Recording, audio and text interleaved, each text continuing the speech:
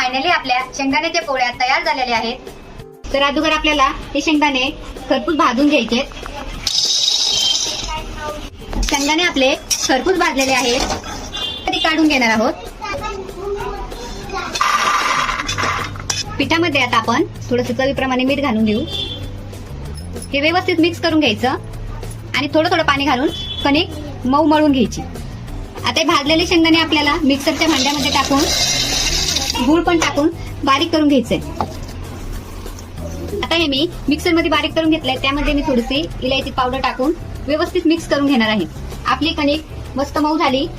आता आपण पोळी लाटून घेऊया आणि नंतर त्यामध्ये आपण बनवलेलं शेंगदाण्याचं मिश्रण घालून एकसारखी अशी पोळी लाटून घ्यायची.